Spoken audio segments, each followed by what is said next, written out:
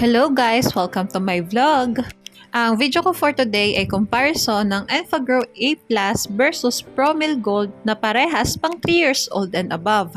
Request nga pala ito ng isa sa mga viewers ko. Maraming salamat po sa tiwalang ibinibigay nyo sa akin para i-review ang mga gatas na ito. Sa nutrition facts naman, ang gagamitin kong measurement ay yung per serving. Ang per serving ng Enfagrow A+ ay 40 grams of powder sa 210 ml of water. Samantalang ang per serving naman ng Promil ay sa 240 ml of water ay 40 grams of powder.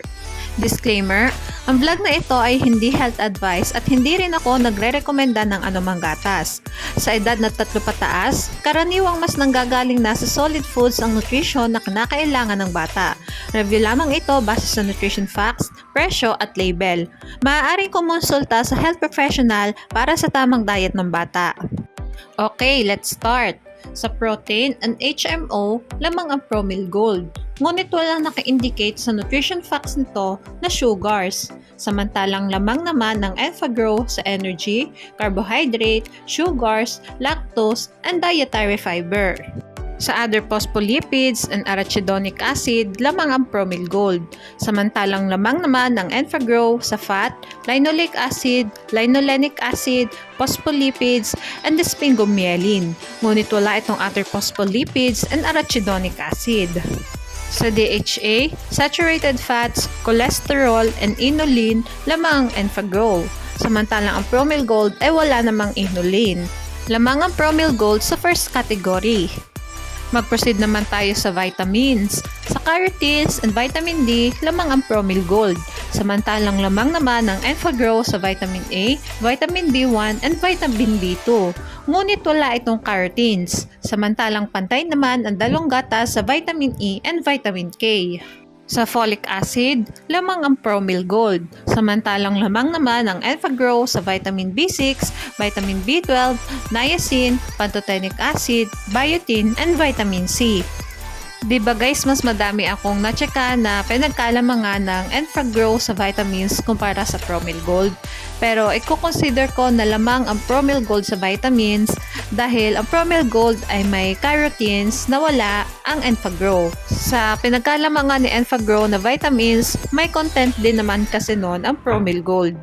Mag-proceed naman tayo sa minerals. Sa magnesium, iron, and manganese, lamang ang Promil Gold. Samantalang lamang naman ang Enfagrow sa calcium, phosphorus, zinc, and copper.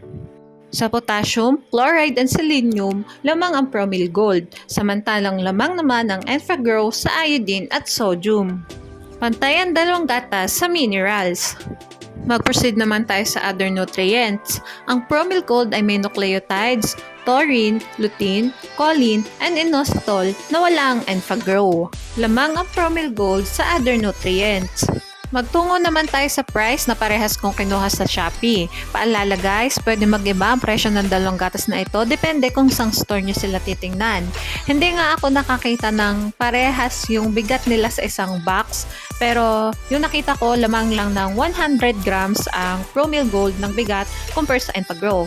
Ngunit mas may consider pa rin na mas mahal ito kumpara sa Enfagrow. At ito na nga ang summary ng vlog ko today.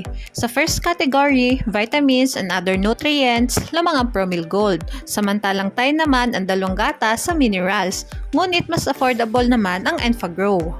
Sa mga pagkakaibang nakita natin, maaaring magsilbing reference ito ng mga magulang depende sa nutrients na kanilang hinahanap. Sa Enfagrow, makikita na mataas ito sa healthy fats at calcium kung saan maiuugnay ito sa energy, brain development at bone and teeth development.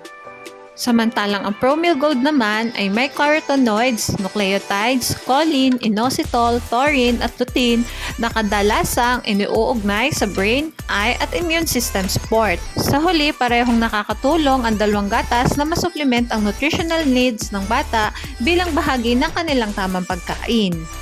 Okay, hanggang dito na lang po ang vlog ko. Sana ay nagustuhan nyo. Thanks for watching. Please like and subscribe for more videos.